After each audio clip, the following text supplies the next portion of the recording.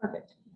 So we have our wonderful owl. So if you start talking, it'll probably move a little bit and follow you around. It's not, I mean, yeah, it's probably a robot spying on us, but it is really, really cool. And it does help a lot, but it's one of those things that, we did want to make a recording for, there's some proteges that had things happen. And that's kind of what we're going to talk a little bit about tonight is just, where are you at and making sure that we still love what we do.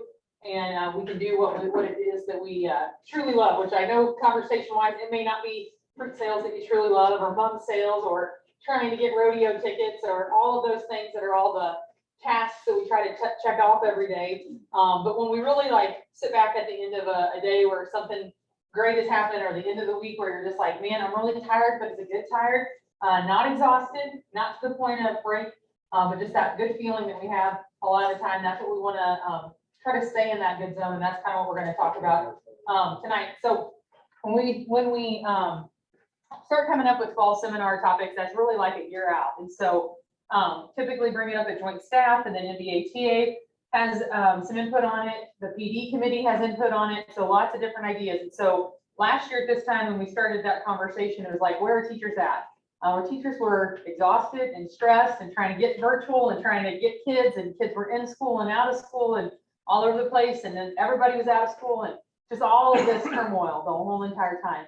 And just a lot of people that were really doing the very best that they could, but just constant flux of not knowing what was going to happen.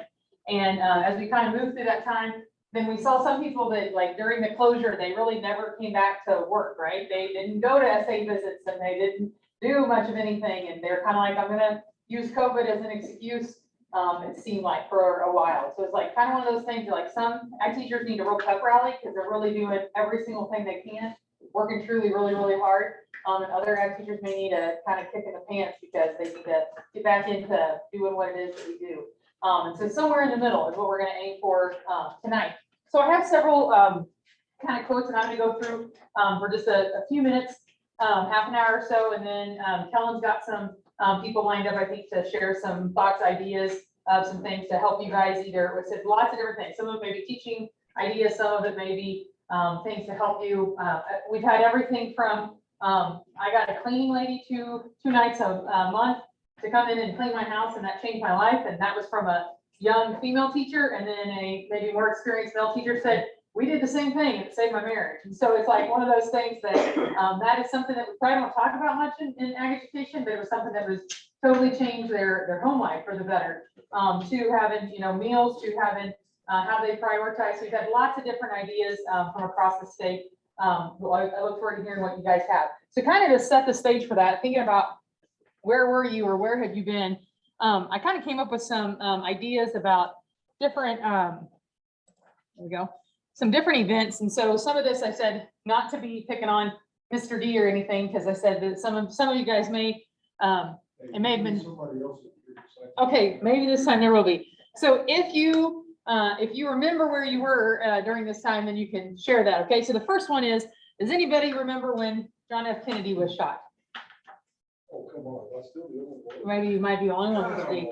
Hey, if Bill was here, he might have been another one, and that's okay. This is not an ageism thing either. We're just talking about events, okay? How about when Elvis died? And some of you guys down here, you live close enough to Branson, you're like, Elvis is not dead. We have seen him in concert, right? I said sometimes that is like my next door neighbor that lives over the hill. He is an Elvis impersonator, but I think he only really impresses like the nursing home crowd, but he does a great job for the Miller County Nursing Home. How about this one? A little more serious, but the Challenger explosions. Anybody remember where were you or want to share that when the space shuttle did not make it? We were in a cafeteria in a classroom at school, watching it as a school group. Okay, you're watching it as a school group, okay? That's, I said, that was a big deal because it was one of those things that I was the first, it was supposed to be a teacher that went up, right?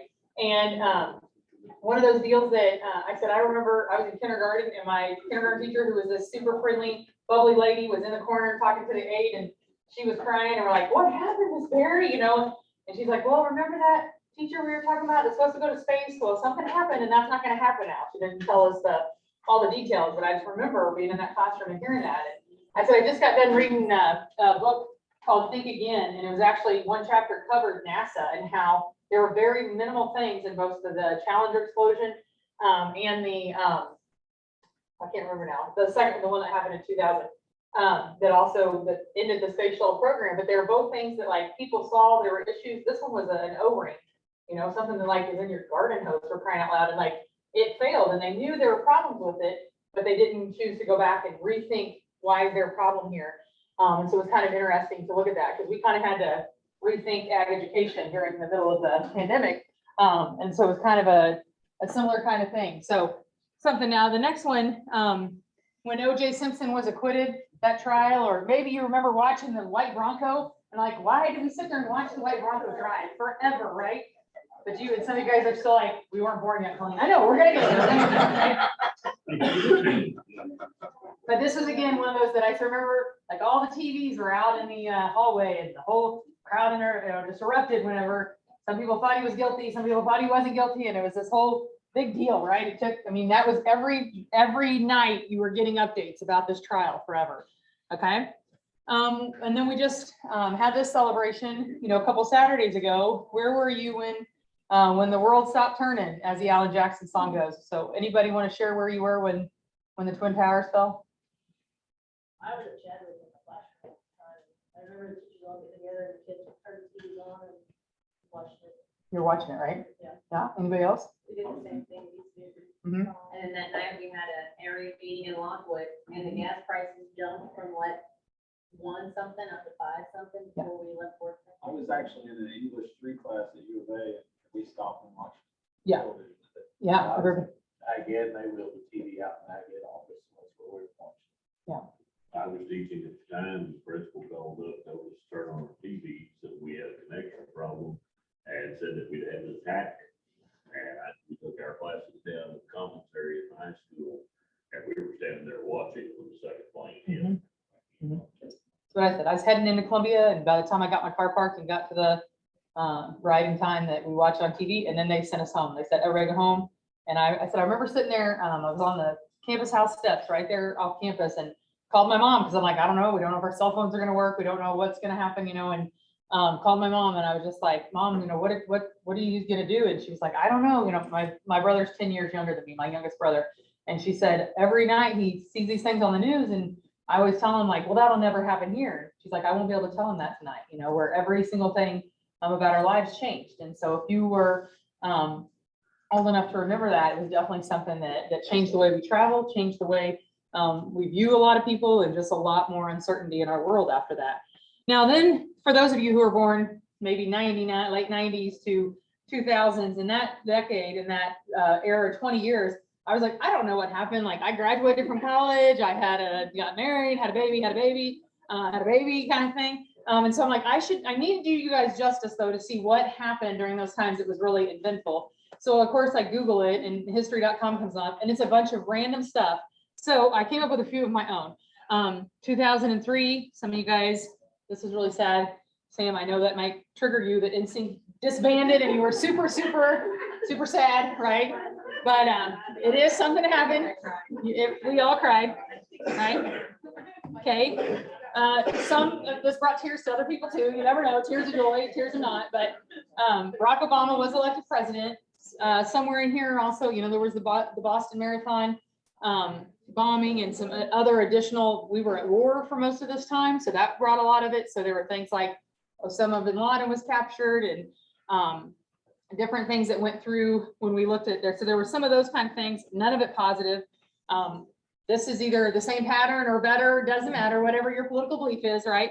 Donald Trump was elected. And then where were you on 2020 when you found out you weren't going back to school? Whether you were a student still at a university or you were teaching, where were you? Will you remember that? Was it were you in a meeting together? Were you on a spring break that just never ended? What were you doing? Anybody want to share? I was student teaching Mhm. and I remember getting an email from my college saying, it was on a Friday and they said, do not show up to your assigned places on Monday. You cannot go back until you've heard back from us about it. Like it was just an all of a sudden, do not go back. You can't go back until we tell you. And so I didn't go back and then I ended up having to go back to turn in all my school stuff. And then they're like, no, your internship's over. Yeah. You're done. Yeah. Not exactly the way you wanted to Yeah. say goodbye or finish that, right? Anybody else?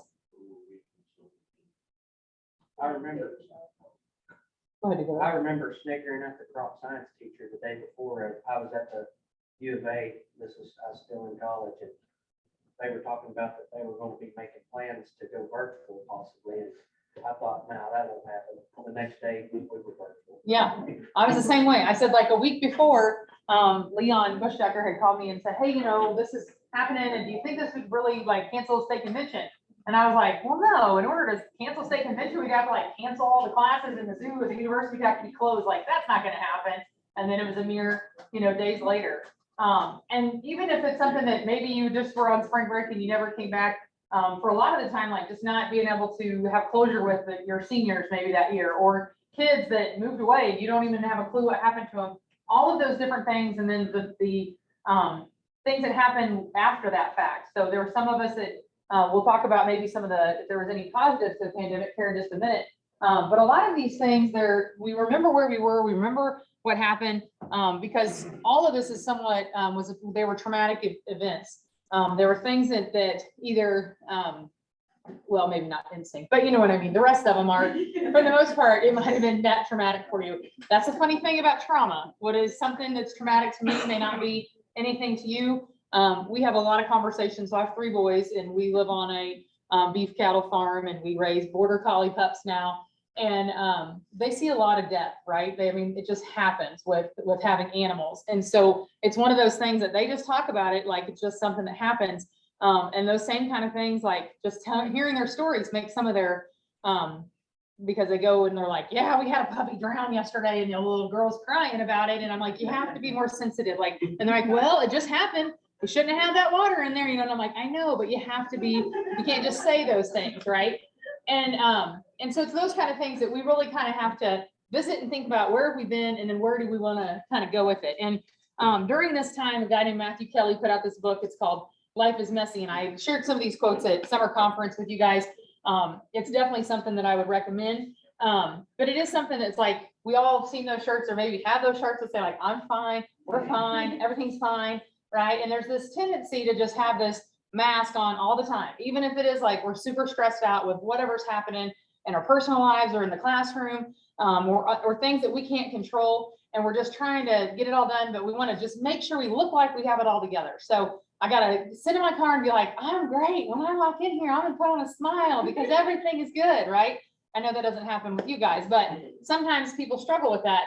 And we have to just really realize that life is unpredictable and it's messy. And we have to figure out, how do we deal with the mess, and then how do we still move forward to be the people that we really want to be?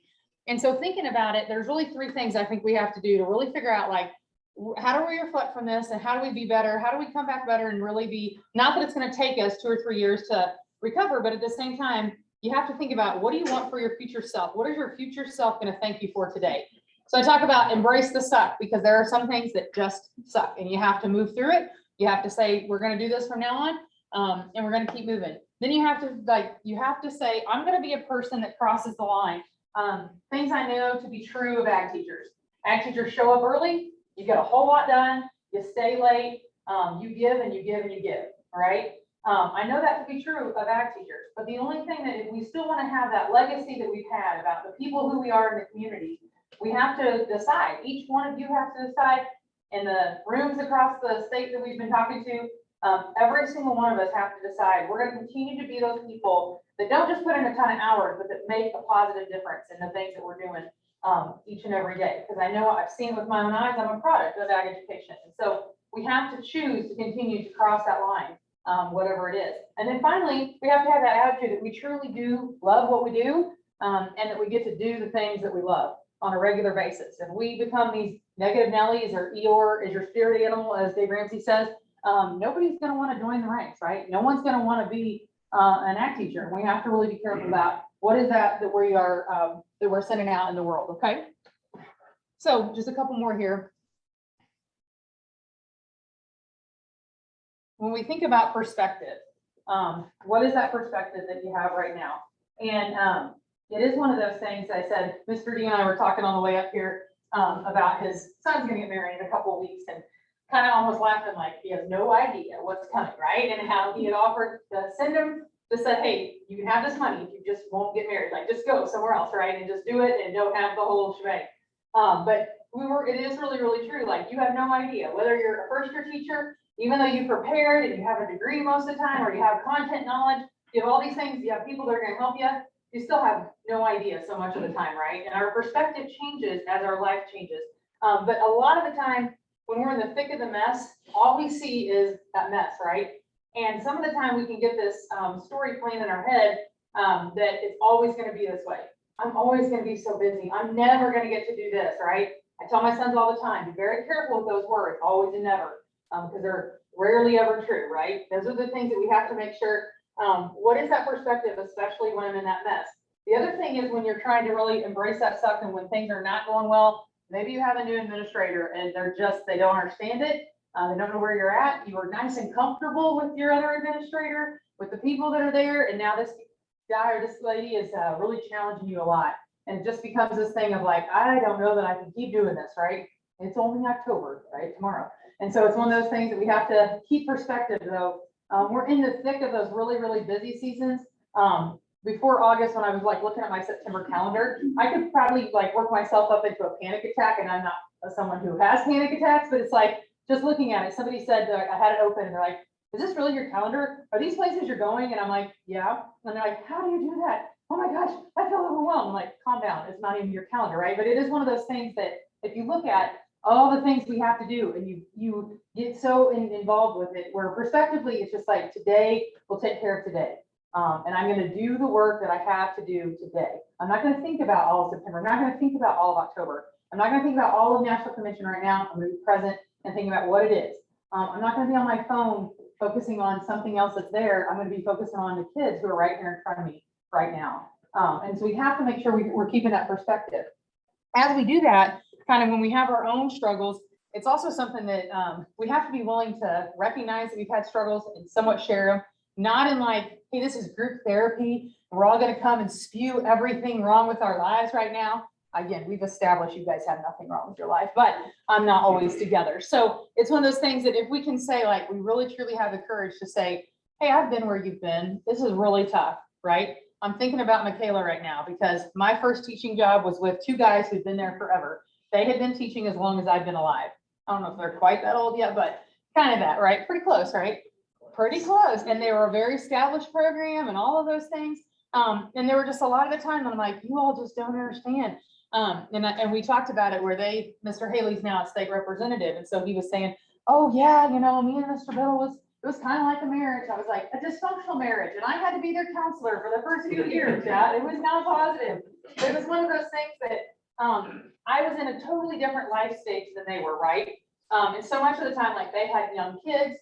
I was single, and it was one of those things that was like I didn't talk to them about the struggle. Just anything they asked me to do, the answer was yes, because I was trying to prove myself, right? And I wasn't, so I go back to I was so glad I had a lot of friends who were first year teachers, and we would talk about those struggles every time we got together and just be like, I love these guys, but I hate these guys, right? And just the fact that I was able to talk through it with someone else made a huge difference because really they're two of my very best friends and incredible mentors to me still to this day. But it was a lot of struggle, and we had to say that. If we would have gotten together and be like, oh yeah, we're all fine, I guarantee none of us would have still been ag teachers and I needed another ag teacher because the other people in my life, my sisters don't understand that kind of stuff, right? My brother is an over-the-road trucker, so he's always like, you don't have problems, you don't even know what problems are, right? And so it's those kind of things that you have to have somebody else to share that struggle with.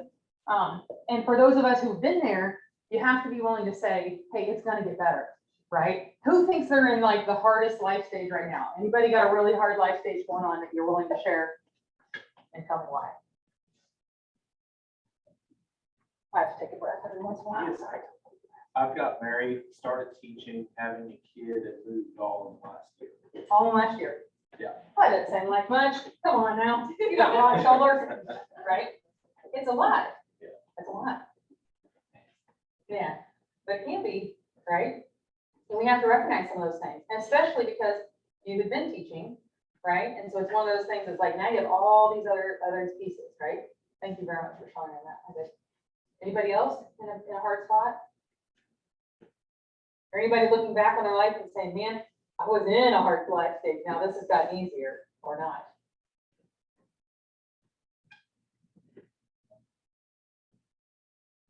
I'll share. Yeah. Why not?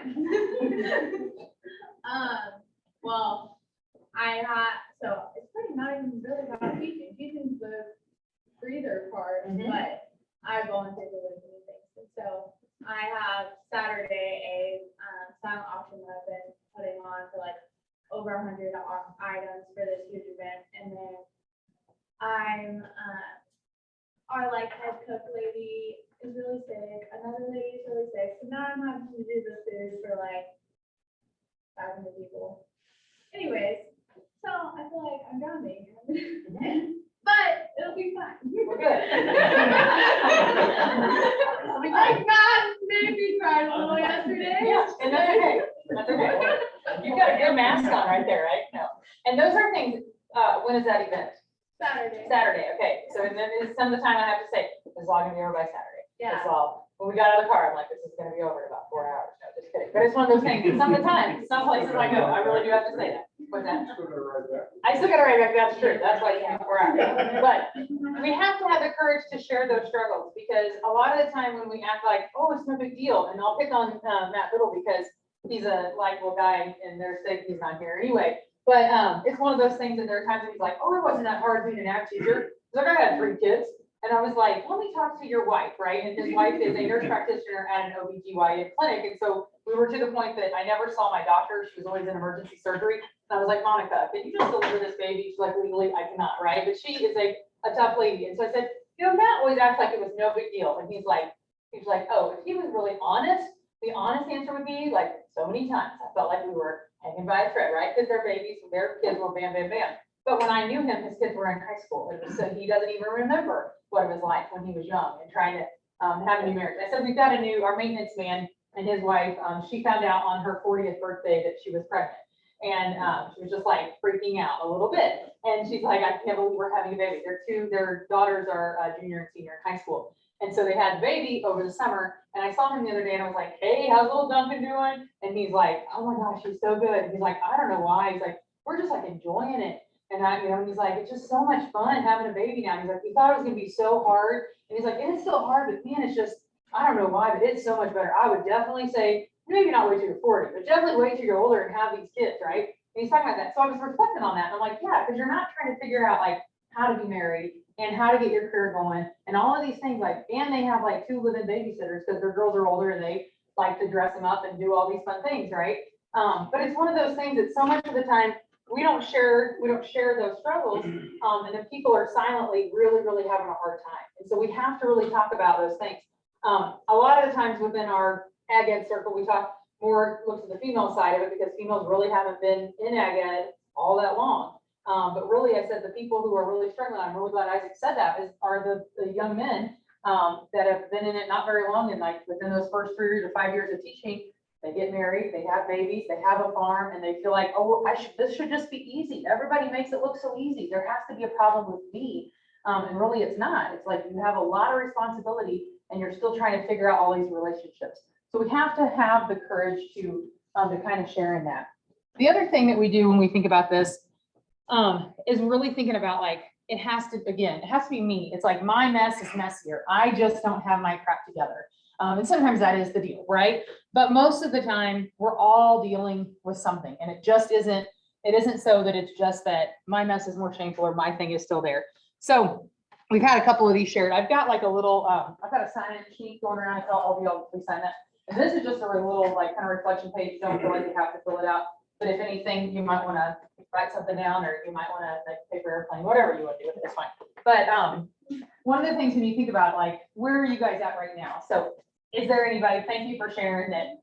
We're gonna talk about that over commitment in just a minute, but it is some of the time, like, what is your mess right now?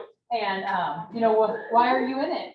And you're laughing, but Keith and I had about the same kind of conversation where I said, I'm doing a bunch of stuff with our parish council and it's like de facto, I got delegated for these things. And like, by the time we get done, I'm like, I'm in charge of like 90% of this. And I did not even say yes once. I just answered texts. And I was like, why did I do that? Kind of deal. You guys need more of that. So anybody else have any of those kind of things that, I know you guys are talking about, both new to Purdy, right, trying to figure things out. Since Ellis isn't here, we'll say clean up a big mess, so is that Purdy, right? But, those kind of things that you're in the middle of that fruit sales, right? And it can be consuming. It can be one of those things, but you also have to remember it is something that, when is the timeline, right? When are those things gonna be finished to help us keep those things in perspective? National Convention, a lot of you guys are really, that's something that's taken up a lot of your time, but it's like, okay, in just a month, we'll be done with this, right? It's just a few days and then that's gone and we're moving on to the next thing. But did anybody else have anything right now that you're just like, yeah, this is just, I'm dealing with this and trying to work through it? Anybody else have something? This year, the beginning of school was years for me, because last year with COVID, everybody's like, oh, we need to use all these online platforms, but last year we could all use whatever we wanted. So as parents, we're getting all these different things, we're supposed to want to figure it out. As a teacher, you're going to get used to one system, and at the end of the year, we decided we're using this special system. We don't tell everybody exactly how we're doing it, so, you know, you do your preparatory work and realize it was all wasted time because we have this school year. And our grading system has changed too. These two systems talk to each other, but we're not gonna tell you how it all works out. So I cried a lot. Yeah, yeah. And you've been teaching a long time, so it should have been like, right? And that was something else I said to Mr. D on the way down here, my little son, who had told me, Mom, I got that. Yeah, I'm ready for that geography test. We get progress reports 2 days ago. He has a big fat F on his progress report, which is not fantastic at all. And I was like, what happened here? You know, he just like hangs his head and he's just like, I said, I'm pretty sure I asked you about this, like every time you had it, because the teacher's trying to do a good job of communicating. But it's like, he's like, I just didn't do a good job on it. I just don't know. And then he tried blaming on the teacher, of course. And I was like, really? You're gonna say it's Miss Allie's fault? Because I'll go to bat. I'll go talk to Mr. No, it's not Miss Allie's fault. It was my fault, you know. But he's trying to figure out middle school. And he's trying to figure out those things. But that can also make you feel like a failure as a parent, because there's another side of me. I probably wasn't home that night. I probably didn't make him study. He's behind in reading. That's my fault because I was an ag teacher and I didn't read to him enough, like whatever it is. Like you can cycle like that, right? What'd you say? It was his dad. I said the same thing. I said exactly the same thing. But if we don't like recognize that mess, it does definitely hold us back. And so it's one of those things that, again, when you embrace the suck, you realize this is the situation I'm in right now, and it's not pleasant. It's not anything that I want to keep staying in. But there are people that want to stay in the mess all the time. There are people that they just love the drama. They love they just love all that stuff. They want to tell you every time you see them, they're going to tell you, like, I have people at work that I don't even say, how are you? That is not like a loaded question. That is not an invitation for all of your problems, but for them it is. Like, let me tell you how I am. I am sorry. I was actually just going to the copy machine. I did not mean to open this up, right? And so you have to also like pay attention because some of the time they load that stuff on you as well. We had a guy the other night that when I put up this slide, he's like, yeah, you're reading my mail right here. He's like, I feel like I'm failing. I don't know what's going to happen. I might get fired tomorrow. He's like, I'm in this place where I'm the youngest person by like 30 years and I have no friends and I relate more to my high school students than I do my other teachers. And that's not okay. And then he's like, and yeah, I feel like an imposter because I don't know everything I'm supposed to know. And then I was like, dude, you were recognized as like one of the top 6 experts in horses. And I was like, are you talking about this first year teacher? Like, just making sure I didn't have another, wrong name. And he's like, and I was like, you were like at the top of the line. I said, you got on that call and you like outlined things and you said things that not in the 6 years I've been on the CDE committee working with those guys, it's never been laid out that clearly. Never. I said, where I could actually move forward. And I'm like, and yet you feel like you're failing. And I was like, these things don't jive. But in his head, he had a story going of because he wasn't doing every single thing that he wanted to do exactly the way he wanted to do it, he was really feeling like all of those things were true of him. That last one on there, imposter syndrome, so much of the time, those things can happen where that is just like, we tell ourselves a story that because of something, we're not good enough. We're never going to be whatever. And that looks like a lot of different things. It looks like that I'm too young. Well, I'm just a new teacher, so I'm not going to speak up. I'm not going to say anything because I'm really not, probably as everybody else in the room probably knows more than I do about it, even though you may be an expert in it. Some of the time it is that too old. I'm not going to learn the technology. I can't learn the technology because I'm so old. I can't even figure those things out, right? And that is absolutely not true. They can absolutely do it. One that hits us a lot of times, I'm not skilled in whatever, ag mechanics, animal science, it might be depending on what it is, agronomy, like all different things. And that's changed. Like it used to be, AgMech would definitely be the thing that we put in that blank. But the last few years, a lot of the teachers have really been concerned or worried about animal science. They just don't have a lot of production animal science experience. And those are things that we're going to keep working on. And then there's a whole group of people that don't have an ag ed degree exactly the same way. They're coming in as technically skilled, content area skilled, but they don't have that teaching degree. And there's a level of confidence that they don't have simply because someone didn't stamp a diploma, even though a degree is important. But it's one of those things that keeps them from getting to be their very best because they feel like, oh, I'm missing something. And that's not necessarily true. That's not true statements that we need to tell ourselves, okay? So that's kind of some of the stuff about embracing this stuff. So the second thing we want to do is just continue to cross the line. So I want to know what you think about, oh wait, I have one more question on there. So the next thing I do want to know from you guys, what did we learn from the pandemic? Like, was there anything positive? We kept saying like, the silver lining. I got so tired of hearing that phrase. But at the same time, like when you're in the middle of the mess, you can't reflect. But once you have some time to breathe again, a lot of times you can look back and say, this maybe was actually something positive. Or even though I never want to experience that again, I learned this about myself or about my husband or about my students or about whatever it was. Does anybody have any of those that come to mind from the last year and a half? A longer time with family than I ever had before. Yeah. We learned, we valued that a lot more. And I was gonna say, and I also learned a lot of new ways to utilize technology in my classroom that I'll continue to use even though it's. You learn how to say no. Like as that was happening, like there's so much that we did that wasn't necessarily necessary, I guess. Because we for the last few years have been the people that if something needs to be done, oh, get hold of the ag teachers, they'll take care of it. And like we became like the go-to for anything and everything that needed to happen. And so like we had time to reevaluate what we do, why we do it, do we need to keep doing it. And I also learned I can do stuff with my teach. As terrible as that is, like before the pandemic, I never thought of doing something else. Since the pandemic, I think about doing something else.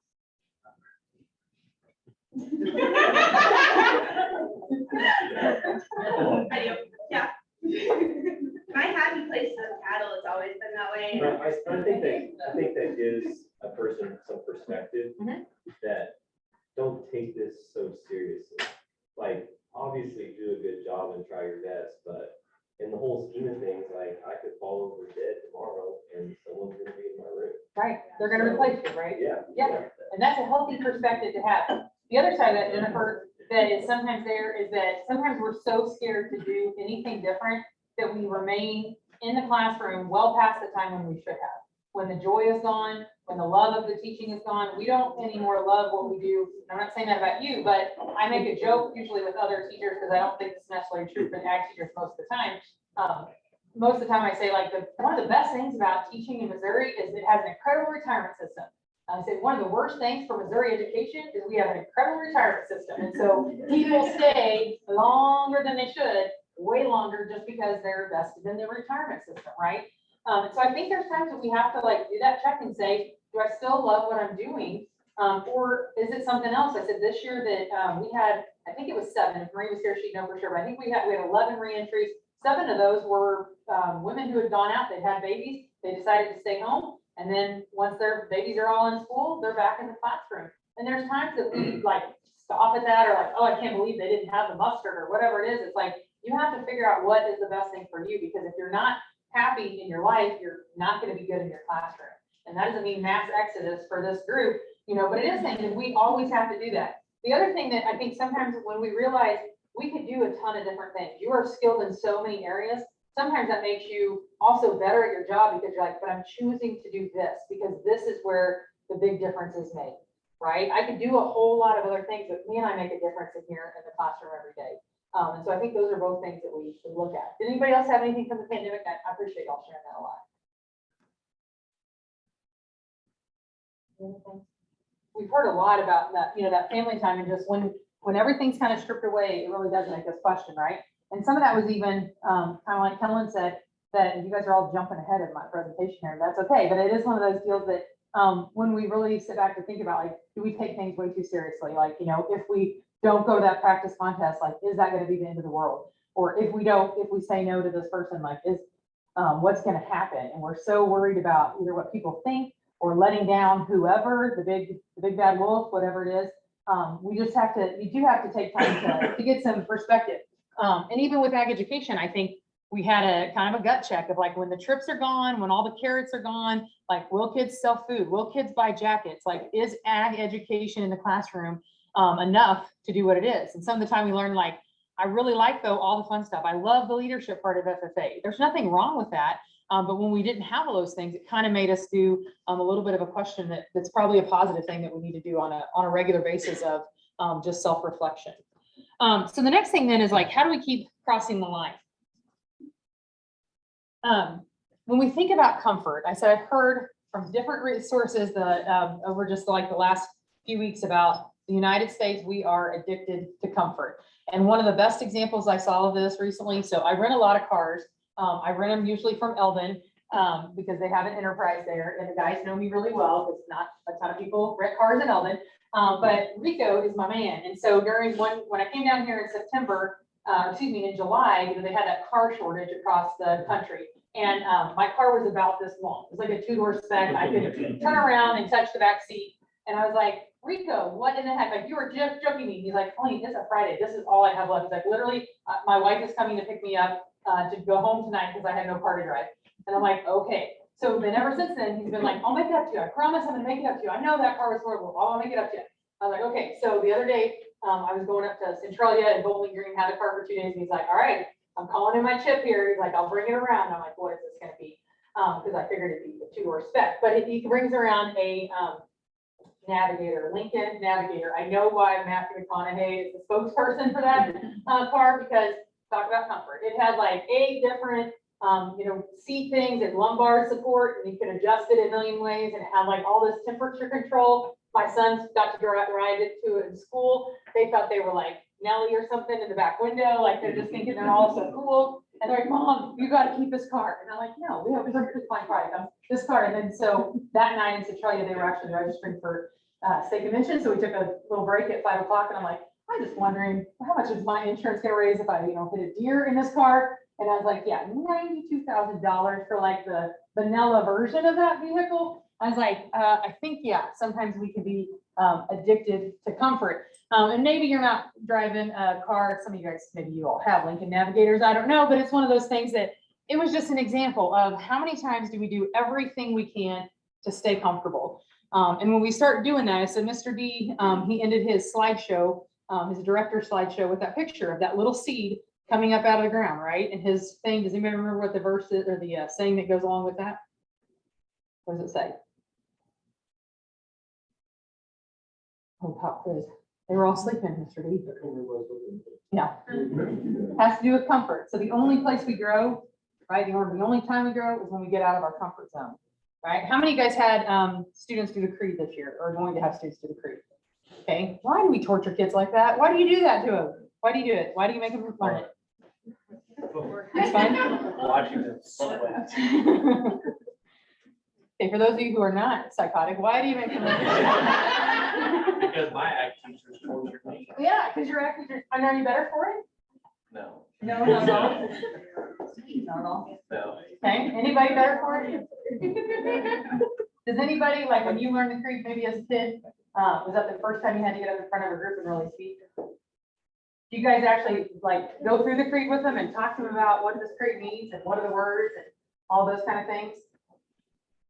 Yeah, right. And those are the things that, like, so how many times do you in your professional career do that same kind of things to become uncomfortable, but in order to get better, you get uncomfortable? Anybody? When was the last time you were uncomfortable? Because that's really the last time you were really growing. And that's part of the reason why the pandemic was so hard for us, is we're so used to being comfortable. And I know my lesson, I know my kids, and I can come in and I can do the same thing and the same thing, or similar lessons, and it's in my zone and I'm really good at it. And I don't have to necessarily push myself. But if we don't do that, and we just stay comfortable, then some of the time we lose out on the really deeply satisfying parts of what it is that we do. What would you guys say? Tell me your name again. I can't remember. Cameron. Cameron. I was like, I knew it was K, but Cameron, Caitlin, Katie, right? No. Lindsay, I'm sorry, Lindsay. I forgot Lindsay. But I was like, all these K names, so like, that's what happened in the 20s, 2000 to 220. We came up with all kinds of K names in the United States. That's all we have is K names and Emily's. That's what we got. Now. But you were sharing earlier about that super experience, that a really good experience with that kid. You mind sharing that from your Barnyard Zoo or your Yeah. Food for America? So we had Food for America on Tuesday, and of course, he's driving the kids from the ag building down to our barn and everything, and I'm running around crazy making sure everything is farm. Good, and we're stressed out, just normal new ag teacher trying to figure stuff out. And with our fundraising was the very next day, we played that great. And so when we were dealing with fundraising on Wednesday, our secretary sent us a text, and it was a picture of a comment that a parent put on our Instagram post. And she was like, I don't know if you've seen this, but we appreciate all the work you did. And it was a parent saying how thankful she was that our FFA chapter does that kind of stuff, because her son, he's like kindergarten or first grade, came home and said, I want to be one of those FFA kids when I grow up. He was like, I love what they learn, I love what they do, and I want to do that when I grow up. And so that just made it all worth it. The little zoots right to your heart, right? It made it what worth I'm it for me at least. Right.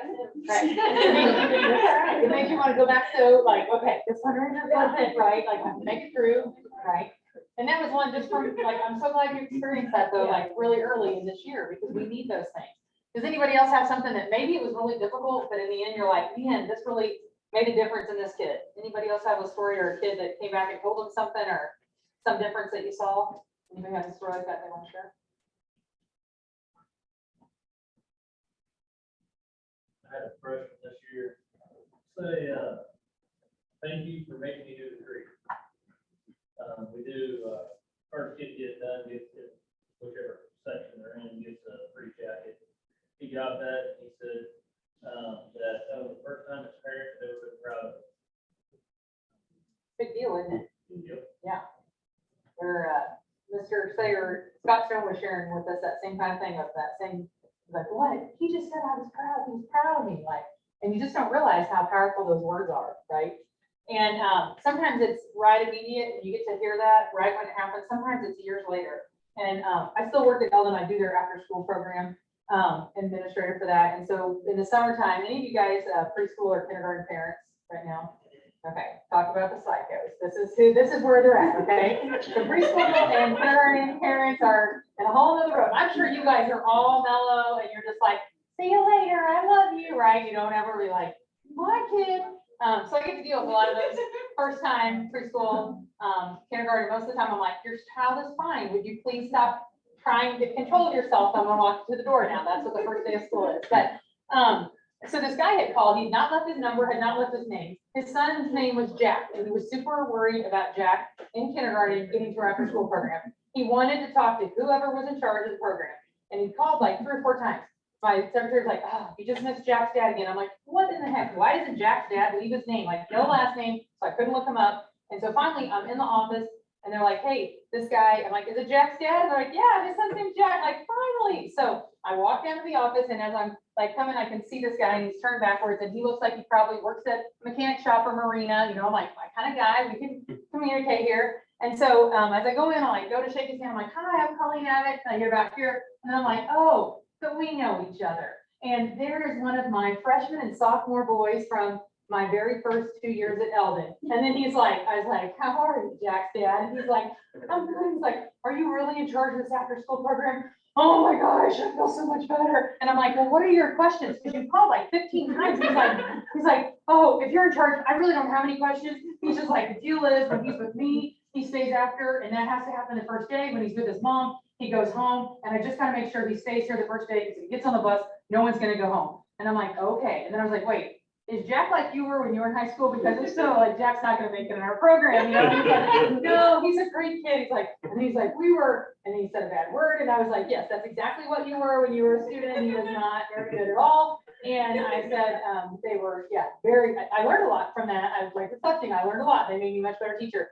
And I was like, Jack will be in good hands, everything will be good. I said, if you have any questions, you can call me, just call here at the school. And he's like, okay. He's like, really? You don't know how better I feel because you're there. And as I walk back up the hallway, I'm thinking, I don't know how good of a dad he is, because like when I was his teacher, we did things like I listened to them, and I got a bus stuck in a creek and I thought I was gonna lose my job, and like, we don't have any cell service. And I'm like, we got done with our lovely soils thing, we come back, the bus is like halfway down in the creek, and I'm like, we gotta get cell service. And finally, like, Mr. Haley came and jacked up the bus and everything was good. Like, they were no longer allowed in the greenhouse because they kept doing stuff and had to redo all Mr. Biddle's baskets. Like, I was not that great and they were not that good of students. But it was one of those things that like, he trusts me, right? And Jack is a great kid and he's a really cool dad. Like, he does a really good job. Like, you can just tell, you know, when those students are there, even though I was worried he wasn't going to graduate. And today, or earlier this week, we were talking about him in particular, and they're like, what's he doing now? I'm like, oh, his son's in kindergarten, his son is Jack. I'm like, actually, I think he's doing really well. But they're like, man, that's one of those ones. How did he graduate? And I'm like, he graduated because people cared about him, right? And sometimes we have to see that even though they're difficult, some of the time that's what's going to bring us those most deeply satisfying moments. And I think the other thing we have to really think about is that maximum intentionality. What are we doing with our time? What are we doing with, that is really truly our most precious resource, right? You can always go make more money, spend more money, get more things, but none of us can make any more time. And so we have to be extremely intentional with what it is that we're trying to do. Intentional with the time that we have to teach our kids, intentional with our own personal time, and just really thinking about things about where we're going to be. Chrissy Wright is a Dave Ramsey personality. And I listen to her a lot about, she's got a new book out that came out about life balance, and Dave Ramsey's kind of, actually like Jim Spencer reminds me a lot of Dave Ramsey, and I'd say that whether or not he was here or not, because he's probably like, life balance, give me a break, right? And that's kind of what Dave said. They did a live stream last week, and Dave was like, when she kept talking about this, I was like, life balance equals people don't want to work very hard, right? And that was his mindset about it. It was like, you know, the person that's like sitting on a hillside, like, I can't be bothered, I have to get the, you know, life balance. But really thinking about what do we do with our time? How do we stay intentional with whatever it is that we're doing? And I think one of the best songs that we hear right now, or one of the things that align in a song. So Thomas Rhett sings a song like, trying to be more country, something like that. I'm not going to sing it for you, but one of the lines that like, you just get in your car, the kids had left the radio turned way too high up and it's like blasting. But it was one of those deals that like that song, the line came across and it says, I traded sunsets with my wife for hours on my phone. Just where you're just scrolling through and you miss out on so many things. And that's something that Christy shared in that live stream the other night. Christy Wright said that the average smartphone user touches their phone 2,617 times a day, the average one. And so that's just one of those things I think, I mean, our phones are a tool, we use them for all kinds of things. But then there's a time of like, when do we get off of it? Are we intentional about being face-to-face present with the people wherever our feet are, that's where we're present? Or are we constantly thinking and doing other things? There was another study done about the number of times that your mind wanders. And the more that you wander all the time is indirectly, so the more your mind wanders, the less happy you are with your life currently. And I was like, oh, I might have to think about that. But it's one of those things that there's a lot of research with that. And then the last thing, and not to be, even though we're in the Southwest, not to be a preacher or anything like that, but there are times that if we have spiritual needs, if we have real things going on in our lives that are unmet, you can go to umpteen different schools. You can get married, get divorced, have kids, not have kids, move to a different job, get out of teaching, all kinds of things. And you're still not going to be happy, because the thing about it is, no matter where you go, you are still there. And if you have issues, and I'm talking about issues more than just my buddy can fix. If I have those things that are just really there, you're going to need professional help. And not just saying you guys in this room, but as an industry, you know, right now, I don't know if there's any in this area, but billboards have been going up across Missouri and across the country, focusing on two groups for suicide prevention: soldiers and farmers. And those are things that, like, even at our adult farmer meeting, Bruce had some of the MU Extension come in and share signs and signals and be trained on how to know when someone is at their brink. And that when they really, you need to recommend that they go find a professional counselor. And so it's something that we have to see and we have to think about. And then that same thing is true for our kids, right? Our kids are always searching. They're at an age where they're really searching. And some of the time, we have to remind them that success doesn't just come. Success is really born from failure and getting back up, and failure and getting back up, and failure and getting back up. And we again have to keep that perspective. And I think that's one of those things that if you guys think back over your life, or whenever you like do something, you know, you got this great lesson plan and then it's a total flop. Like, do you learn more from that reflecting on why didn't that happen, or what did I do wrong, than just every day, everything goes awesome, right? And so some of the time it's really, that's when we really learn a lot of those things.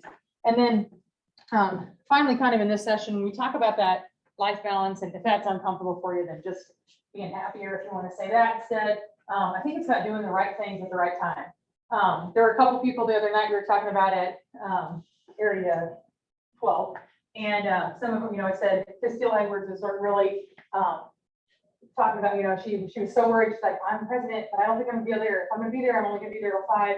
I've got some other things going on. And later on, she's like, we're working on our foster care license. And I'm like, hey, let me take that brick out of that backpack, because you have no reason to have it there. Like, you're doing the right thing at that moment in time. The right thing is for you to be at that class. And I think so much of the time we worry so much about what other people think, or what, I mean, like, I have this expectation that I always have to do everything. And we're not in the right place doing the right thing at the right time. And I think we have to really, if we start focusing our priorities on that, it's going to get us a whole lot closer to where we want to be. So as we continue to just think about that, even though it doesn't always make sense, sometimes to really cross the line, it is exactly what you guys talked about. Sometimes it's just slowing down. So much of the time we're do, and we don't necessarily want to just breathe and think. And that can be really hard. But almost all the time, if we slow down and take time to really think about what is important. And I think this is important for challenging your students, especially your officers, because so much of the time they want to do more and more and more. And again, I think it was area 8 the other night, they were talking about how they've done all of these events, but they were like probably all mediocre, right? Where if we just focused on one thing and doing it really, really well, probably would have been better for the kids. But if they listened to their officers wanted to do something every night or whatever, first week of school, something insane. But it was one of those things that was like, it didn't really work. And so I said, okay, so now you learn from it. You go back and reflect and you say, was that really great? Or would one event been a little bit better? So when we think about that, is there anybody that wants to share, like, what are you doing to cross the line? Is there an area in your life that you are really working on improving? Anybody have anything there that they're really working on? Okay. And then this go around, because I taught for 7 years at Outbreak, for those of you who don't know me, like walking away at 4 o'clock. Uh-huh. And if I'm 2 weeks behind on grading, going home. Like, this learning women to say, you know what, that it'll be there tomorrow. I need to go spend time with my family. Yeah. Keep you in check, right? And that's going to make you better tomorrow as well. Okay, thank you. What else? I think having like seasons of things going on, and you know, for example, like, you know, I have young kids and they have activities. I'm not gonna be revamping the curriculum because my season of life right now is like, you know, not necessarily spend a lot of extra time fixing that curriculum, you know, things like that. So, you know, like just being where your feet are, and you're in that season, you're gonna do the best you can, but just realizing that you can't do everything. Yeah, we were never meant to, right? Yeah. I'm gonna get the work done that I gotta do today, and that's what I'm gonna do, right? And I think that's so true, and that's another thing that, have you read Christy Wright's book? If you're right on target, but I've it been is listening to the ads. good. But it is exactly that, and like, for every season, we have different priorities, and that's so true for ag teaching, right? In the season when fundraising has to be done, like, that has to be our priority, even though, like, the classroom is our main priority all of the time. For those 2 days or whatever, like, fundraising has to be, because we need that for the rest of the year, right? Right before National Convention, like, focusing on, does everybody have their waiver done? Does everybody have, what, did I give them a list of what to bring and what not to bring, right? Do they have my emergency contact? Like, all those things leading up to that event, like, that season is right to focus on those things. But then the rest of the time, what is the most important thing? right? Because those are things we have to think about. Some of the time when we are crossing the line, we have to also ask our questions like, what am I willing to give up? What am I willing to do to get there? And then how long am I willing to wait? Right? Right now, we are in a season, I've mentioned Dave Ramsey several times because we're really trying to pay off all debt. And it's one of those things that my sons will be like, did you see so-and-so? They got a brand new razor. It's all enclosed. It's this, like all these things. Mom, can we please, when are we going to be out of debt? We just need one. We have to have one. We need it for the farm. Like they have all these things. And I was like, boys, we want something better down the road. Our future self 5 years from now is going to be really thankful we waited to get that. Because if we do it now, we're going to stay in debt and it's just going to be cycle. We drew a line. We're going to cross it when we get there. Right. And they help us like cut off the little chains and that kind of thing. Because I want to teach them that sometimes you need to wait in your life to get the really good stuff. And so I think those are things that are important. But some of the time it's also like, I think it was Jeff Ford. So the night was talking about how, he really wanted to come back to halfway right when his teacher was leaving. And what is his name? I can't think of it. Winston, thank you. And he wanted to come right back because he really wanted to go there. But he's like, I'm really glad I didn't because they needed that break.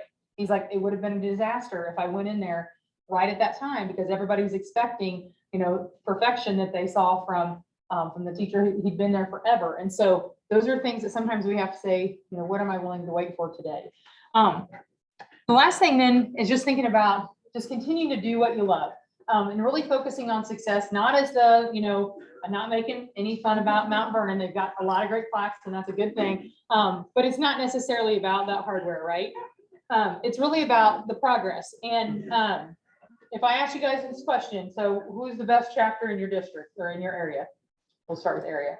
Who's the best chapter? What's the best school? What do you think? Anybody got an answer?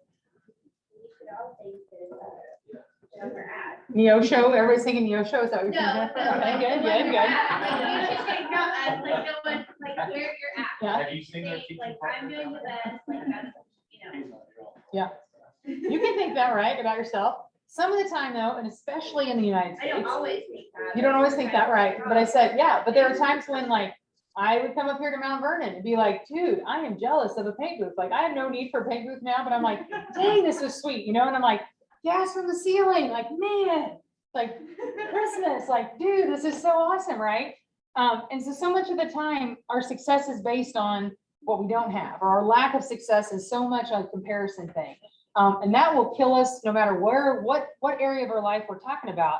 But so much of the time, we really have to focus on where was I yesterday? Where was I last week? Where were we a year ago? And not thinking just pandemic, but like a year ago, where was I and where am I today?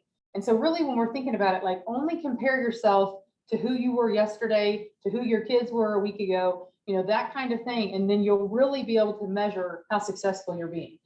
Because for so many of you guys, you are like you're it. You are all that's at the school, right? A lot of you come from smaller schools and it's really, really important for you to be the very best you can because you make such a huge difference to what's going on. So you have to think about that. And then this was some of the things you guys had kind of talked about.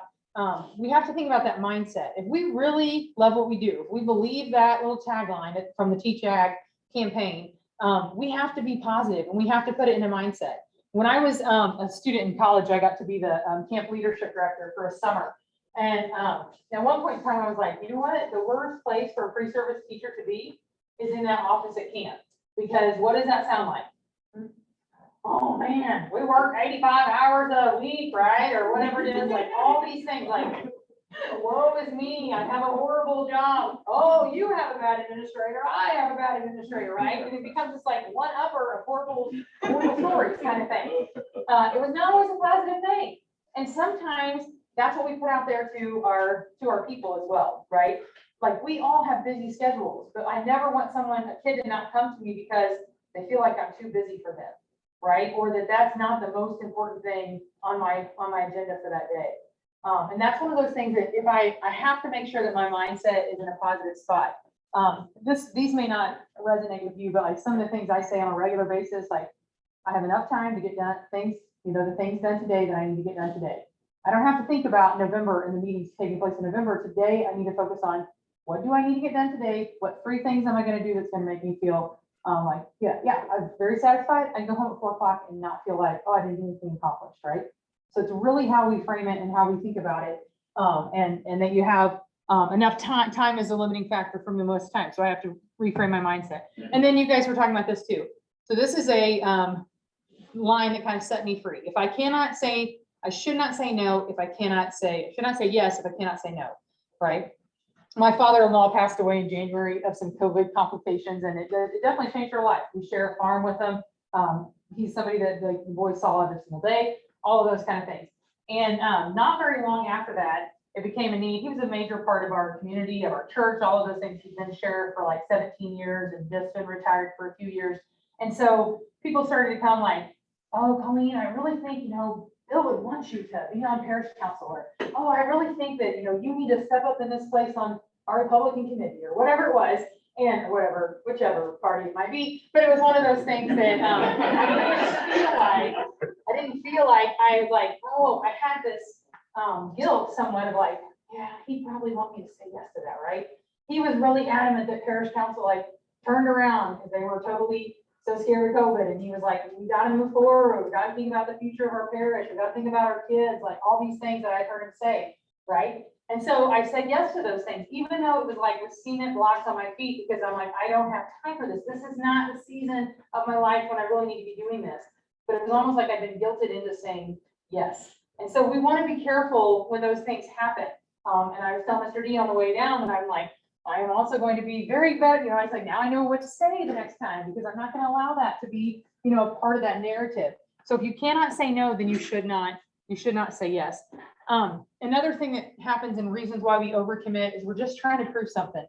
And it may not even be proving something to somebody else. It may be proving something to ourselves. So we have to keep saying yes, even though just because you can do it doesn't mean you should.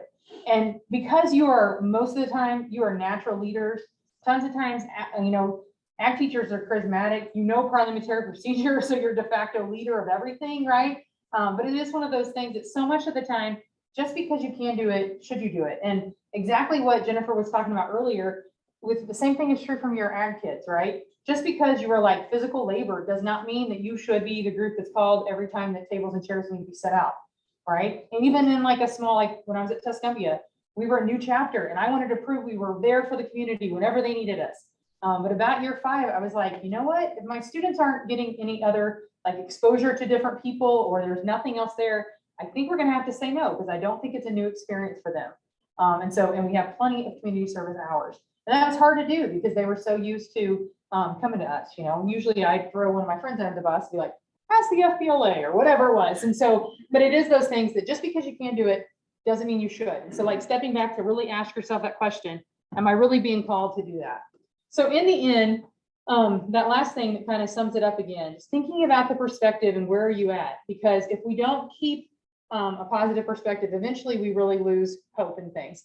And I think that's where, that's when we really stay in that mess and we forget about all the positive things that we have in our life. When we focus on that one kid that's not doing the things, we miss out on the 52 or whatever that we positively impacted that day. If we allow that one parent to suck the joy out of everything we're doing and let their opinion be louder than all the others who know the difference that you're making, like that's when you really get burnt out. That's when you leave the classroom. And we don't want to get there. We don't want to lose our hope. And I think some of the time we have to think about it in ourselves, like you're doing a good job. Even when it doesn't feel like it, you're doing a good job. You're showing up. I know that you are, and you're not just taking up space. We've seen those people. You've had subs that are like that, right? They were breathing maybe. But it's those kind of things of like, we can't lose hope in ourselves. And then also in each other. I said, I use Jeff Boris as an example, and I don't know how y'all feel, but most of the time it's like in this group right here, like we know all these people and well, we may not trust Pruitt, but we trust most everybody else or whatever it is, right? The man of those guys in the Northeast is very like, I don't trust them at all, right? They don't do whatever. And we've really got to, what's that? I was a mistake at halfway after Oh. I didn't say a mistake. I didn't even know that, Pruitt. I'm so sorry. I didn't say mistake, did I? I said he just needed some space. Space. Were you a new teacher? Okay, were you a new teacher? Were you a new teacher then? first year teacher and following like a legend who did no wrong, right? 34.5 years. Yes, yes. So I was the same way, just because the kids loved him. And I said, like, Tuscumbia, when I started there, it was like Jesus and Matt Davis. And for some people, they were switched. Like, I mean, they loved him. And for years, I heard about, Mr. Davis didn't do that. Well, Mr. Davis was here and told me, I was like, he's an administrator, Eldon. If you want to go be in his classroom, go for it. There is no classroom, you know, but it was just, it's really hard because I love that person. So I did not mean any ill of you. Did not know that. Did not know that. Great. Okay. Last thing, we already talked about Jesus once, but last thing, and I said it thankfully, good old Mr. Isaacson actually wrote down that verse for me. So I said whenever I was thought of this saying that like for with great opportunity comes great responsibility, I thought that was like a parable of the talents, that kind of thing. I thought it was going to come up with a Bible verse. Well, instead it came up with Peter Parker. So whether or not you think Spider-Man said it, and that's closer to a savior than Jesus, either way is fine. The point is, we have absolutely incredible opportunities every single day that you get to be with students. And with that opportunity, though, comes really incredible responsibility. And so we're going to love our jobs, we're going to hate our jobs sometimes, right? But the whole point is that you have to keep focusing on what is that possible, what is that opportunity, what are the positive pieces of that that I get to do, and not just stay in the mess all the time. I know that you're making a difference. I've seen your students at work. I've seen the things that you guys do in your communities, and just know that you are making a difference. And if you ever need a pep rally, like, you can call me and I'll tell you that, because there are days that it's really hard. But it's also making sure that we're calling each other, and we're checking in. If there's somebody that's not here tonight that you haven't heard from, it's important for us to make that phone call. Be like, hey, we missed you, right? Because one of the things the pandemic definitely took away from us was this face-to-face, and it hurts when we don't do that. Even though we don't talk about emotions or anything fluffy, we need it. We need that connection. And it's a huge part of what makes Agate a really great family. So I do appreciate you guys. You've been a good group. I'm going to ask Helen then who is going to be up here first. Yeah, so tonight, I asked Angel and Jeff to share a little bit. Angel's gonna visit about some time management, some balance, even though she says that she doesn't think that applies to her. but- Okay, in my defense, every single person that I told that's what I was talking about laughed at me. Every single one of them, As, including him. no, I was a student. I was her student, and I know, like, she was at that time, you know, like a young mom and trying to balance, and like, she did what she needed to do in the classroom, that they would also took time for the family. And so, you know, to me, like, that's what I think of. So even though. And then Jeff's gonna visit about some student engagement in the classroom, and probably in the shop and the food lab and that kind of thing. Perfect. Take it away. Okay, so for me, I think she said most of what I had to say, so mine's gonna be like even shorter and sweeter, and I like it when other people go first. Keith Fischel did it for me at retired ex. For me, I just have, I don't know if any of you guys got to sit in when Dr. Moore was at our conference a couple of years ago, but I am so OCD that Richard says I'm actually CDO. The letters have to be in the right order. So I get so tunnel vision on one thing that I can't focus on everything else. And so for years, I've been struggling. I think by the time I retire, I'll have my crap together and everything will be nice and organized, and ready to go. And then whoever walks in behind me will see all the stuff I've done and throw it out the door because it was worthless to them. But the biggest thing that has helped me is Dr. Moore's workshop, and I put it into a worksheet for my students because my officers suck at time management. They're even worse than I am. And so the biggest thing that I've had to go in and do is a to-do list. And we all have a to-do list. And I had one, and it just always seemed like it got longer and longer and longer. And I'd look through that list and I'd be like, okay, I'm not dealing with that one today, and that one's not due until, and I would just kind of blow it off. That to-do list is the one thing that gets me through every day. And I can tell the days that I don't look at my list or that I don't rank the things that I have to do, because the whole day is kind of shot and I feel like I've wasted my whole day. And so Dr. Moore, the biggest thing that I got from him, one of them is, what are your priorities? And that was one of the things that Colleen talked about. My family is more of a priority than my kids at school. And so I try to balance that and make sure I spend time. I have gotten a lot better at saying no. You probably don't think that I do, but I have turned a lot of things down. So making my kids identify their priorities and where they spend their time, and I don't just make them do that, I redo this every single year so that I can see where I'm at and if things have changed. Gotten more involved in our church, and that has also helped me tremendously. Like, I have the perspective that, gosh, God got me through some really, really bad times. He's gonna get me through that whole jerk.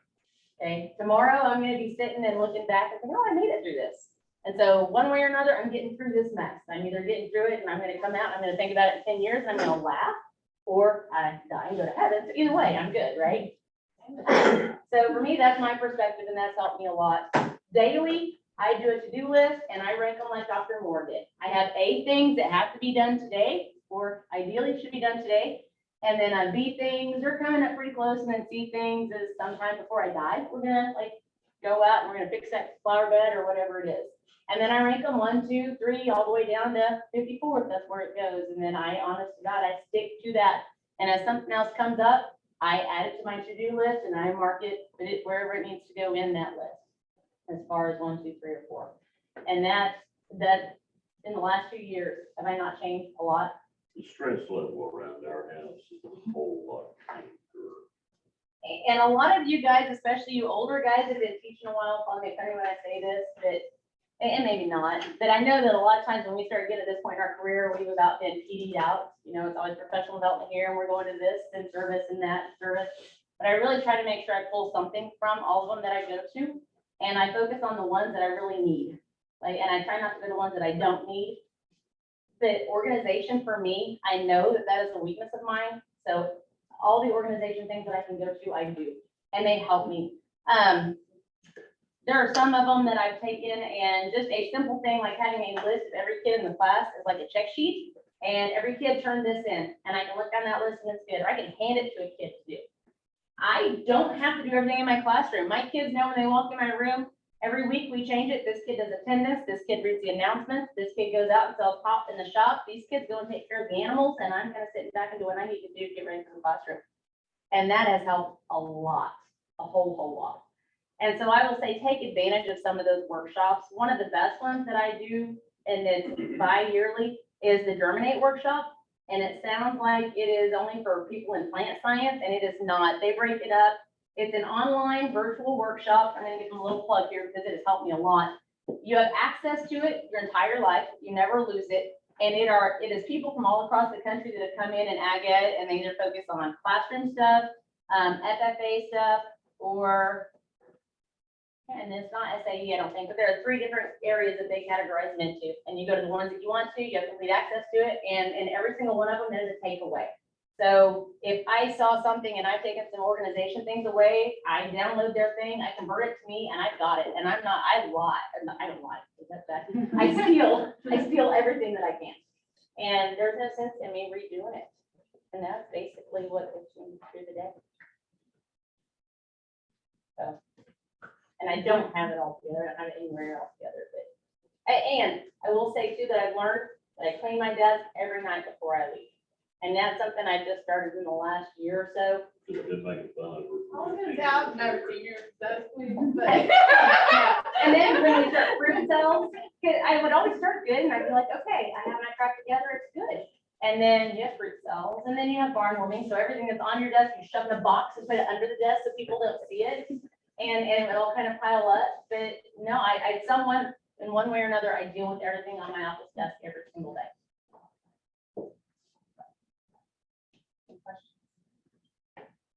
Nothing profound, promise, it wasn't like 10, 15 minutes. Okay, we're done.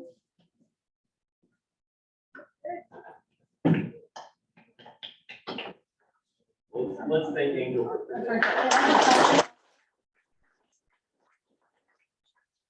I just got the clap down here, not everyone. I already did one part, so I'm not saying you. You wouldn't have said anything until you came back at it again. You started laughing again. Okay, I guess mine's on student engagement. So about 3 o'clock, I went and asked my principal what student engagement. Because honestly and truthfully, he's the one you gotta impress, right? So, and he basically said it was an active participation in learning. And he goes, oh, you're good at that. Every time I come in, the kids are working, blah, blah, blah, you know. And he was telling me all these things that ag teachers do on a regular basis, that most administrators just absolutely love to see. So, so a couple of things. Basically present information in a variety of ways. How do we present information in a variety of ways? What are some things? It's gonna be a long day. It's like my 8th grade class. I don't give them the answer. So if you want to get out of here, you better start talking. Show them, okay? So like the FFA motto, learning to do, doing to learn, learning to live, living to serve, okay? So you show them how to do something. What's some other ways? Make them show you. Make them show me or show you. What else?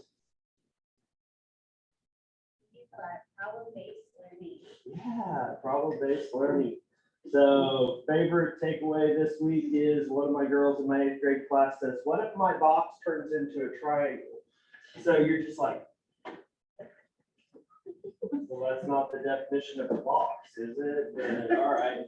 8th graders, they're not human, not in the least. And, you know, teaching 8th graders to do woodworking, metalworking, electricity, concrete, and plumbing is a little bit like banging your head against the wall, but it's always entertaining because, you know, we'll one second be talking about $60 manicures to our hands, to next to a triangular box, to, I don't know.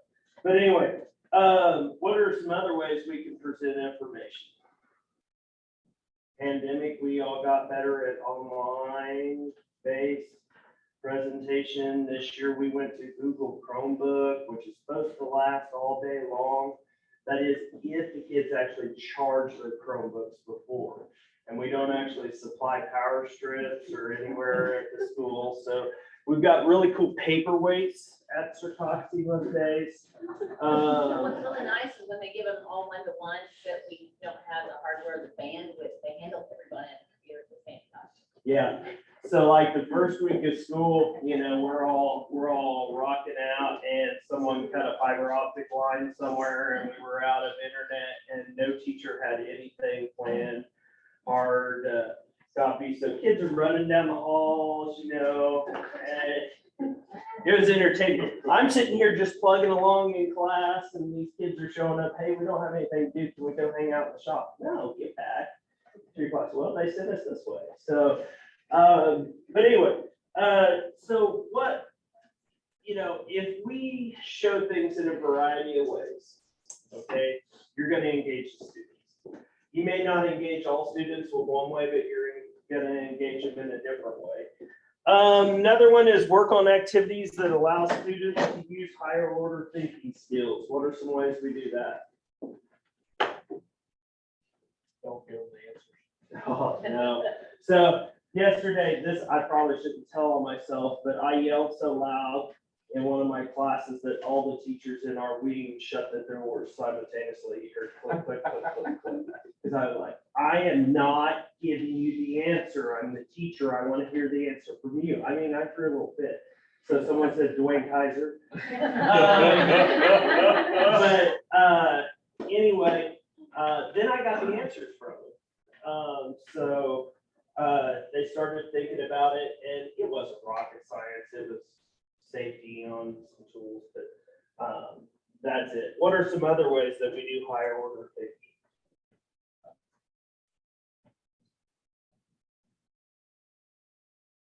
Well, I think doing the problem solving, like what we said earlier, you know, making them think through, is this gonna work, is this not gonna work, is this the best way to do it, is it not, or they tried to figure it out and fail. And then they'll try again. Something I always do at the end of the unit is one of their test things is they have to do a self-reflection on the unit. So what did you learn? What did you want to learn? What do you not understand at this point in time? And man, you get some really, I was shocked because you get some really in-depth answers. Like sometimes kid adds a piece of notebook paper to it to answer the question. But anytime we can get them to kind of self-reflect on what they did, what they didn't do, what they'd like to do, that's always a good way. In a variety and higher order thinking. Make it relevant to students' own life experiences. We have the absolute easiest job on that, teaching it ed, because someone in your classroom is going to, something you're talking about, they're gonna go, hey, I've done that, or hey, I've seen that. Or at least in Southwest Missouri, most of us are. So that makes it easy for that, or easier. I love telling stories. So, and I like making fun of myself. So food science, we're talking about, food quality, food safety issues today. So I tell them the story about the time I ate the moldy brat. Okay, so we had 2 bratwursts wrapped up in foil. I thought it was the one we had from the night before. It turns out it's the one that rolled all the way back to the fridge from like 4 months ago. Opened it up, looks like there's a little grease on it. I was hungry. I threw it in the microwave. I baked it for like 2 minutes or whatever, put it on a bun, ate it. Still hungry. I opened up the fridge and there's the broth from last night. So, start automatically panicking. I'm gonna die. Science. I'm the one who ate unsafe food, blah, blah, blah. So I make the worst mistake of my life. I call my mom. Okay, what do? My wife didn't answer, sorry. Call my mom, says, oh my God, you gotta get to the hospital, you're gonna die, everything. So I go to urgent care, I make a compromise. And the doctor literally laughed at me when they told the stories. Don't want to be racist or an Indian guy, he goes, it's just mold, it won't hurt you. But anyway, you tell that story, and that was a great story about the difference between food safety, food quality, okay? Or it being a physical or chemical or stuff like that. And that really got, Mr. Rush is stupid, he ate a moldy brat, But usually you get other stories like that, and those are the teachable moments there when the kids are bringing up those stories, and you say, hey, what's this? Hey, what's this? Incorporate activities that allow students to reflect and summarize. I've already kind of gone over that. I always do it in the unit self-reflection. Anyone else got anything like that they do? Yeah. Well, I'll give a plug for the case curriculum. Okay. Because at the end of each activity, there's 2 or 3 or 4 conclusion questions. And that really helped me, because I was just like, all right, I gotta hurry and get to the next thing, the next lesson. But the conclusion questions really make you stop at the end of class or at the end of that. And the kids have to answer that. And that's kind of like the takeaway. Okay, what did you get out of all these things that we just did? And that's it. And so that kind of made me as a teacher stop and not rush to the next thing. So okay, let's reflect on this. Here's what this was about. So. There's actually a quote, and it's like, kids don't actually learn from experience, they learn from reflecting on their experience. And if you don't require that step, then they really lose a lot of what they actually do. They just do a bunch of tasks. You're just ready to move on to the next thing. All right, check that off the list. But doing that made me, and then I'm not so good at doing it like in my other classes that aren't a case class, but it did make me realize that, okay, let's kind of evaluate this. Even if it's informal, it doesn't have to be. That's why it's drive your A students crazy though. What's the answer? Yeah, what's the answer? What's the answer to that? If I was that kid, I would put it in the regurgitating the A. And those are reflective questions. How many of your schools have paid a lot of money to Dr. Larry Valentine? Anyone know who he is? You know who he is. I've heard that. University of Missouri, he does NEE evaluation, everything like that. If he comes in, he trains your school, he gives you specific colors of paper that need to be done and set your room into a perfect view and everything. He's the one that gave me the idea on the self-reflection, because we had to do units of instruction, and that was one of the big things. And the first time I did it, that was probably the first time I sat down and actually read, what kids had learned in class, what they hadn't learned, what they wish they would have learned. And man, you really learn a lot when you, and those kids, I mean, that's the most in-depth I've seen. It's like they were writing the Magna Carta or the Declaration of Independence when they got to those questions. And she's right. Your A students are like, how do I answer this? How do I get a good grade? Answer the question. Okay, how do I do that?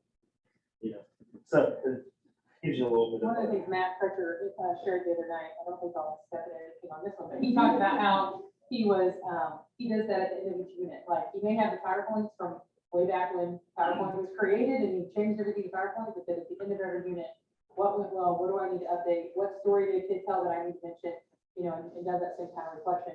If he does it right then, it only takes like a little bit of time. If Yeah. he waits, then it's like, oh, this is what. I can't remember what it did. Yeah.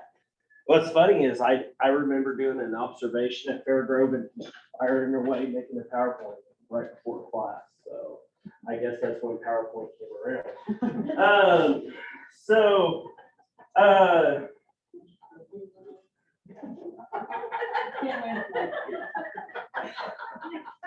Create an environment. Editing on this recording, I know. Yeah. Create an environment in which students share ideas and discoveries with one another. I don't know if you've ever dealt with high school kids, but they do not want to embarrass themselves. Okay. Now, if you're the clown and you embarrass yourself, that kind of opens them up, where they're more willing to share that. I've got 5 senior boys that have been in my ag construction class for like 3 years, and I call them the mean girls. Because they are the meanest girls you have ever met, you know, hair pulling, whatever. No, they're just mean to each other, but I just call them the mean girls. Well, once they started opening up and sharing some of the goofball things they had done in previous years in construction class, that really opened up the new kids in the class to make them feel like it's okay to make a mistake, et cetera, stuff like that. So anytime you can make the environment better for them, that helps out a lot. So the last part, and I don't know, anyone have anything to share as far as student engagement, what you do, because that's like the whole other half of this is for you guys to take notes, but I don't like standing up and giving them the answers. I like poking and prodding to get them to give the answers, even if they're not the answers I'm looking for at that point in time. I like for them to come up with the questions that we didn't even know we wanted to know the answers to. Yeah. So, and I'm a 4-year-old in my classroom, and it's always, you know, why? They'll give me an answer, well, why? You know, and it just keeps on going. And I've learned some neat things, and I am not shy about the fact that Mr. Earl is not very bright, and I want to learn everything. And my God, guys, we've got all the information at our fingertips. And in conservation class last year, we had kids that brought up some of the weirdest stuff. We learned what it looks like when worms mate, because we had no idea. So we looked it up. It's really gross. We also learned, I didn't know exactly what's happening inside the crystals when a caterpillar is changing. And those are legitimate questions that kids have. We're just like, and it took time away from what they're doing. And we all learned. One of the things I always, you know, in the back of my mind, I sit here, because I teach 2 sections of Ag Science 1, and there's like 18 kids in Ag Science 1. And come March, I'm like, holy crap, I've got through 4. You know, I'm a horrible teacher. But I let the kids pick the units besides FFA, SAE, and record book, you know. So they're picking what they want to learn first, and we may not accommodate every kid, but, you know, we go as long as our attention span can handle a particular unit. And we learn things way out of the realm of IFL, okay? And I'm old enough, yes, I still use IFL. I cannot use the my card. If you like my card, good deal. I can't even read all the stuff on the single PowerPoint page in my card. But kids, it's just a lot of fun to do that, because like she said, I've learned so much more about things when they ask questions. I ain't got a clue. And I always remember Dr. Hutter, product of Dr. Hutter.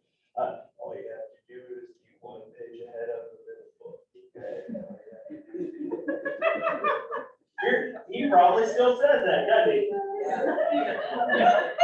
Does he still teach the chicken lesson where he brings Yeah, he the does. chicken in? He hasn't changed it. Okay, but I mean, I was always a special ed kid in class, because I had to pretend to be the special ed kid, it wasn't a part of the job. You know, that's true in so many aspects, but when you open up and say, I don't know the answer, those kids look at you in a whole different light. It's not that they see blood, it's that they're, holy cow, they're willing to admit to anything because they sniff out BS better than anyone in the world. And if you're trying to BS them, they're not gonna have a whole lot of respect for you. They're not gonna be engaged in your classroom. They're gonna be the ones throwing the spitwads, breaking pencils into 27 different pieces, chucking them across the room. But if you have kids engaged, you don't have a whole lot of discipline problems. You have a lot of laughing, okay, and a lot of good times and everything like that. And that's all I got. Anyone got any questions? You guys have way better ideas than me, I'm sure. Anyone want to share anything?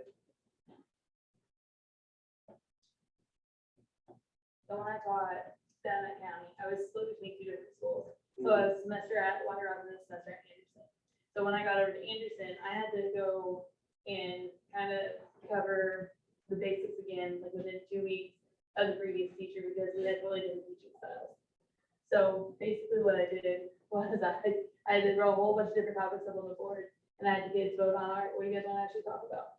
So like my units were different every year, and that was a little bit more engaging to them instead of like, well, I want to talk about this, and oh, we're gonna talk about this. It just is better for them. I've yet to have a group of freshmen vote in Act Business as one of the units. So I enjoy Act Business, but if I'm sitting up here talking about balance sheets, cash flow, everything like that, maybe that's direct votes, okay? Emily's like, I do that. No, we have an ag business class, Oh, but I teach and don't enjoy. yeah. My fault. But, I mean, honestly, when you give the kids ownership and you take ownership and stuff like that, and it helps out so much, because if they're willing and they are interested in it, it makes it a lot easier. Anything else? I think one thing I heard my freshmen say it, talking about, that they were mad because they all failed this history test, and you know, they talked, they're like, well, she didn't even go over what we needed to learn, so like setting them up for success. Like, it's okay to fail, but let them be successful. And that's helped me like engage like kids, like, yeah, I can be a hard teacher, but if I still set them to have high expectations, but if I set them up for success, then they're gonna be a lot happier, they're gonna listen to me, they're gonna respect what we're trying to do. And like little thing, we just, greenhouse quiz, go over, I gave them a list of 60 questions that all come off the state test off greenhouse structure, and they're grumbling and griping and complaining, but then when they take the quiz over it and it's off this. I heard you say that. I remember that, yeah. And then they're like, oh, wow, I only missed 6. What, I had a kid today, like, what were that to get me a state if I got an 80% on the state test? Maybe I'll be in greenhouse now. Good luck on the state test getting 80%. That's what I told him. I said, that's what I said, you probably win it, you know. But setting them, you know, we want them to fail, you know, they need to learn how to fail, but then how do you set them up for success after they fail and not just feel like you don't care? Because, I mean, that was a big grumble, like, I took out, those freshmen were so mad at teacher, that history teacher doesn't teach us anything. All she does is go over PowerPoints. We don't even know what we're doing, and we get a 22% on the test. And they're not gonna probably do anything for that teacher the rest of the year. I think a lot of that struggle is, this was seen by my husband, who's a 4th grade football coach. And he said kids don't, like the kids we have now, even high school kids, they're just used to having a pause button or a reset button. Like, you're not playing Madden 2020, you're playing football for real. you know, like when you get out there and give it your all. And I see that in the classroom too, because kids aren't used to things counting. You know, they can redo it if they don't get a good, if, you know, if they didn't do the right play on that game or whatever they were playing, they can redo it. Or they can hit pause and come back and wherever they left off. And as a society, like kids don't know how to deal with people failing because they've never been allowed to fail. Big problem. They've never, the expectation has never been set high. How many of you have standard-based grade? I did my first year, I never was four. We do in the elementary school. Because they don't let them fail. They're great, but they do it wrong. They tried to bring it to the high school and we threw a fit. And then they even said at one point, like, you're not allowed to penalize kids when you take them zeros. That did not go over well at all, because like there is penalty, like if you don't pay your life bill on time, there's a penalty. In high school, you're supposed to be team leads, because how to be adults, like that's not adults. That's not how the world works. Well, I hate to read the test, you gotta read, well, every take a test. When Sam just had one, not to, please run to school every day, but so she took the test, failed it, she didn't care, because she could report it. I mean, it just, I didn't know if it's spread down here or not. elementary, right? I don't know.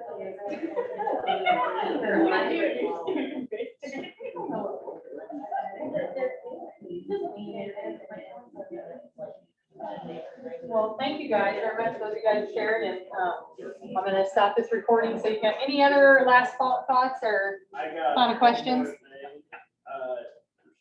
You know, if you build relationships with kids, that helps out engagement more than anything. And this right here has been my most powerful weapon in the last 10 years. Is anytime I see a kid do something good or anything like that, I take a minute and, you know, they're not cheap, but I'm buying for a national update. I take a minute and I write something and I mail it to them, you know? And you don't very often have a kid come up and say, thank you for that. But within about a week, you have a parent say, that kid has never got mail before, it's hanging on their dresser. Something as simple as, you know, writing 2 sentences down, you know, hey, little Timmy, you got a 7 out of 50 on this test, that's the best score you had. Good job. Okay? I do Christmas cards for my kids, and I give every kid Christmas cards, doesn't matter how I feel about you. Those are the ones. You signed something. My you seventh stamp your name graders on is them. probably like really where I struggle, okay? And I had a kid, like, this year, it's like, he's an 8th grader now, he saw me online, he's like, I still have my Christmas card from you, and I was like, I don't even know why, because I was so mean to you. Like, that's awesome. You Some of know? them like reading this, but I mean, seriously, for $100 in postage, you can get kids who won't do anything in the world to do anything for you, and teachers are like, what did you do? Why won't he do anything for you? Well, I just took a little time. Yeah, I care. And they will literally walk through fire for you, help you out in any way, shape, or form. And you won't very often hear from the kids saying, hey, I got that, but you hear more from the parents that have made the difference. And you'll notice the difference in class. They start caring more, they start participating more. And I mean, seriously, you spend a lot of money in national outfit, so if you can get it in your FFA account somehow, or supplies account, you know, because it's like $10 for 12, or I don't know what they are, but it's worth it. And, you know, kids keep that, they remember that, and just, it's neat to do. Neat to do. The only thing I wanted to piggyback on Angel's thing on the time management, because that's the only way I may survive at the beginning. Because the DESI calendar, is division by the field calendar, whatever, didn't have all the stuff. As far as the additional to do stuff, so you guys, this is more for the younger ones, I guess, beginning